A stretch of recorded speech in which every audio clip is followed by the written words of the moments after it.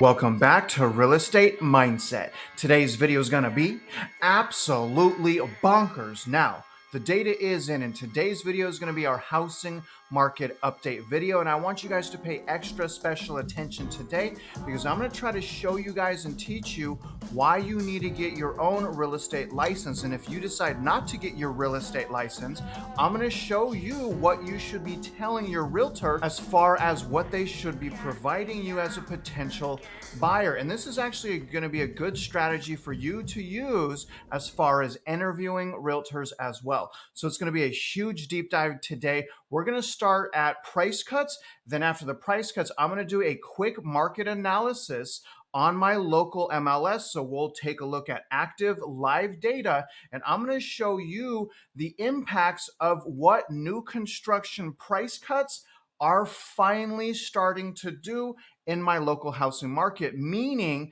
we're starting to see price wars between new construction and resale houses. Now, after that, we're going to jump into everything interest rate and try to figure out where we're going to end this year as far as interest rate. After that, I'll give you a full update on my own personal home buying journey, and we'll end today with our subscriber shout outs. Now, don't forget, I'm not a financial advisor, even though my bio is as someone that's renting, that's frustrated, concerned father. I'm concerned about the bank runs. Where should I put my money? I'm looking for a great deal every single day. But regardless, I'm still frustrated and emotional, just like most of you. And for that emotion, y'all, please help me out.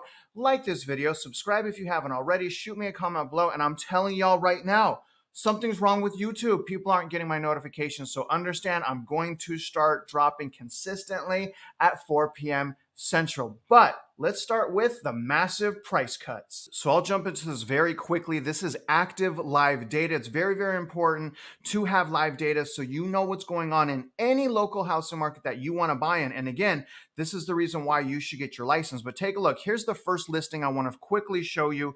This is price cut right here, y'all, $75,000. This represents right here a 15.3% price decline. It went from $489,000 to $414,000. So nice price cut. Quickly going to our next price cut, you guys can see here, this was an $80,000 price cut. This is active. This is new construction. And an $80,000 price cut represents a 16.3% price deduction on this active new construction listing right here. Here is a fantastic price cut. This was originally listed at $877,000. It's now listed at $739,000. This active listing right here has dropped $138,000. That represents a 15.7% price deduction. Don't worry, I already made a video where I went out to that community and I'm standing in front of all the houses I just showed y'all right there, and I'm showing you what they look like. So I already did the boots on the ground data. I know that y'all are gonna love it. But here's the question. Those are massive price cuts. I'm pretty sure by anyone's standards. But what we need to figure out is it a great deal? In order to figure out whether or not it's a great deal, we have to do our market analysis. This part of the video, please pay attention because I'm about to show you the behind the scenes of how this actually works. And again, what I'm also saying is, yes, interview realtors, have realtors do these market analysis, but it's your own license. I hope that I'm showing you, unfortunately, and I don't make the rules, I didn't make the industry, we cannot count on new home builders or realtors to tell us the true situation in the housing market. Why?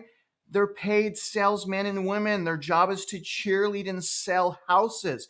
That's how the industry works. It's very rare to find great realtors that actually use data to help you find a deal of your dreams. So I want to empower you. I'll do that by creating a market analysis on a different city. So I'm going to go out of Kingwood and I'm now going to go into Porter, which is right down the street from Kingwood, to start from scratch on a market analysis. Right here is our first market analysis. You guys can see I've highlighted that. This is for the year, as you can see down here, the entire year of 2022. And right here, you can see this is for Porter.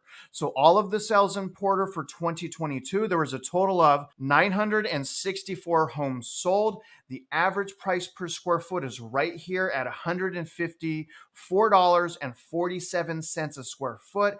Average sales price $334,000. But the really important information here is the average price per square foot for sold properties in 2022 in Porter was $154.47. That is very important information. Here's another market analysis for Porter, but this one's on the rental market, because what we want to do is when we purchase property, and I don't care whether or not it's our primary residence, especially if it's our primary residence, we want to make sure that if we have to move and we can't sell, that we can cash flow on the property. In order to figure out whether or not the property we're interested in purchasing can cash flow or not, we need to first do a market analysis in the area to figure out what rents are going for. And that's what you see here. This market analysis, as you can see here, is for 2022. There was a total of 327 properties rented out in Porter in 2022. But the really important thing I want to show you is the average home rented out for $1.11 a square foot, even more than Kingwood. That's crazy to me. The average rent price was $1,909. So very important to understand, $1.11 a square foot. Now here's the last market analysis I want to give you before we can really dig into the market. So we need to know key data points first, right? And that's what I'm showing you here with these market analysis, again, that you can do as a realtor, you can give to your client, or get your own license and do it yourself. But what we see here is the active listings in Porter. So this is Porter. This is all of the active listings. We have 181 active listings in Porter. The average price per square foot right now in Porter is $185 a square foot. The average property is being listed in Porter at $185 a square foot. Now that we have our key data sets, let me show you the effect that new construction is having on resale. So I'm going to do this by scratch. Again, if you're working with a realtor or if you are a realtor, reference this part of the video, because this is step-by-step instructions on how to help people, how to do your job, how to empower yourself if you don't have a license, okay? So here is our active live multiple listing service in Houston. So what I want to do first is I only want to see new build properties. So I'm going to go to year built, and I'm going to put the year built range from 2022 to 2023 right there. So the next thing I'm going to do is go down, and I'm going to put Porter as the city, because we only want to look in Porter. So we know that there's 94 new homes in Porter. Let's see how they compare to the rest of the market. Now I'm going to hit results. So here's our list of all of the new houses in Porter. So we need to categorize this. Now how I'm going to categorize this is, and let me zoom in here, price per square foot. And let me remind you, this is new construction, okay? So new construction is generally above resale prices. As we can see here with the price per square foot, there are many houses right now, new homes, that are listed for under 2022 values. Do y'all see that? So if we look here, we have a total of 13 properties. So right now there's 13 new construction homes that are selling for under 2022 averages. But not only that, let's see how many new homes are selling for under the average of $185. You can see on the first page, all 25 listings are under $185.38. Let's go to the second page. We keep scrolling down, and we end up right here. So there are 42 new construction units right now that are selling for under the average price per square foot in Porter, which means 23% of the active listings are selling for under the average of $185 a square foot. Now, what's really interesting in Porter, and this is why having an active MLS is so important, is there is an abundance of new construction. In fact, from pulling this data, I can tell you that in Porter, roughly 52% of the listings in Porter are actually new construction. And I believe that's why we're seeing such massive price cuts in various communities. Now what I want to do is pull up a map, and I want to show you how the price cut wars are going to happen between resale and new construction. Take a look. So here's what's going to happen. Let me first circle 3 communities, okay? So here's one community right here. All right, there's a second new build community right here, and there's a third new building community right here. So these prices right here are under the average value. This new build community down here also has inventory that is under resale value, as well as this community right here has inventory under resale value. Now, here's what's going to happen. These prices being under resale value are basically going to spread. Okay, so the reduction in prices will spread outward. All right, it will spread outward. So this is going to touch the resale markets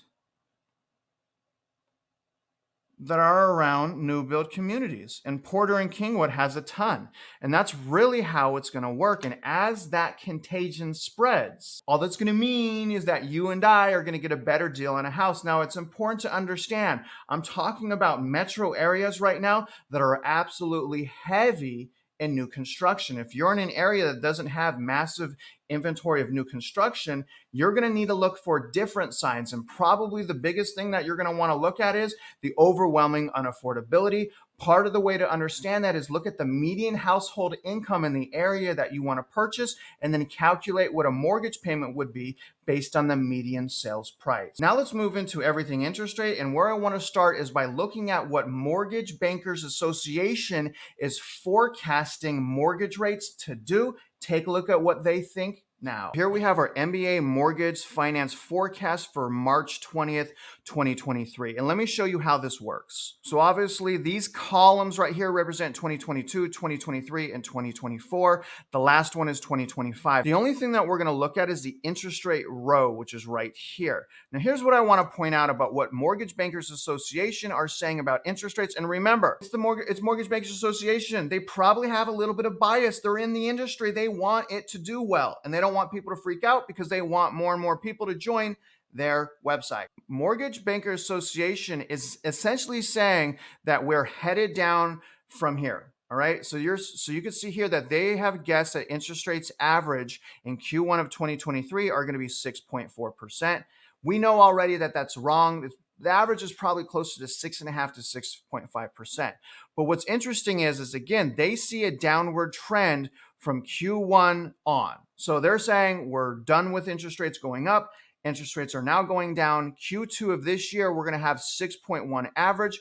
They're saying Q3 of this year, we're going to finally see interest rates in the 5%. And here's what's also crazy. They're saying Q3 of 2024 is when we're going to start seeing average interest rates in the 4%. So again, Q3 of 2023, they're saying in the 5%. Q3 of 2024, they're saying in the 4%. Personally, I think that's absolutely crazy, unless the Federal Reserve completely U-turns and flip-flops. But right now, I'm saying there's no way that the average interest rates will be in the 5% Q3 of this year and then 4% in Q3 of next year. That sounds a little bit overly optimistic in my opinion, but let me show you where we're at according to Fred economic data. Here's Fred economic data, 30-year fixed rate mortgage average in the United States. And remember, these are like super duper low rates for like the best of credit. Odds are your rate's going to be anywhere from 25 to 75 basis points higher than what the average is now. But it's important to note that week over week, interest rates once again trended downwards 10 basis points. And I also want to point out that we peaked in March 9th at 6.73. So we're again down to now 6.32%. That represents a 41 basis point difference. That's it. Only a 41 basis points difference. And I really want to point out that we've basically been sideways since about September. So all of the emotion, all of the fear of missing out, we've basically had the same interest rates since September. So stop freaking out. The unaffordability is still sky high. But let's look at what today's average interest rates are, at least as of when I'm making this video. So this is Mortgage News Daily. So you can see this was updated on Friday. Today's Monday, but we went into the weekend at 6.57%. So interest rates are basically the same, about 6.2 to 6.7%. But now let's look at the 10-year Treasury. You can see it's up 3 basis points. Yay. We briefly hit 4%, and then we had a total financial collapse. It's back down to 3.52%, which is really kind of where we're safe. If it goes to around 3.2, we start getting hurt. But overall, what I'm thinking is this. I have the opposite view of Mortgage Bankers Association. I believe that we're going to have steady increases of interest rates up until Q3 of this year. So I'm thinking next week we're probably going to be right back up to where we were last week. And I'm guessing that interest rates are probably going to average around 6.5% once Fred updates this coming Thursday. And comment below, let me know what y'all think. What do you think the average interest rate is going to be next Thursday? I want to hear from you. Please comment below. And while you're commenting, like the video. Don't forget, like this video for me. Now let's talk about my own personal home buying journey. And I want to tell you guys where I'm at with that. Now, here's the first thing. My wife and I have basically decided not to move into the rental that we own. We converted our primary residence into a rental. We have a super low rate of 2.3. So we converted it. We're renting right now, waiting out the housing market, hoping to find a home that we love with a great deal. And right now we can't really find that. So currently, I have decided, again, my wife and I have decided not to move in to our other house. So it basically leaves us two options. This first option is we're either going to extend this lease, and I'm hoping to extend only to 10 months, which would bring me to April of 2024. Currently, my lease is up in June, so I have a lot of deciding to do. So again, I'll either try to extend the lease on this house, reduce my rent as well by maybe $50, and reduce my term to 10 months. Another option is because it's really, really small and it's kind of cramping our style, we may move into a bigger rental, being that the rental market in our Houston area is actually taking a hit. And I'm able to find rental houses right now that are a lot bigger for the same price to rent. So we actually may find a bigger rental house and bunker down for another year. Now, option number two is this, to find a house. So I'm looking every single day. I cannot find a house that I love with the deal that I love. So something that I have considered is purchasing a house in the meantime that's of low quality. That's maybe a smaller house that we can fix up, that can cash flow. Now, it's really dangerous doing that because, again, there's a lot of dust in the air. Odds are price decline is going to continue to skyrocket, but I am considering buying a really cheap house. Again, to wait out the housing market, I then get my tax deduction. I don't have to necessarily throw away my money by just renting. The problem is I can't even find a junky house right now that cash flows the way that I want it. So I'm not going to buy anything unless I'm reassured that 1 year from now that I can rent that out and have cash flow. So if I settle on something, it's not going to be my dream home.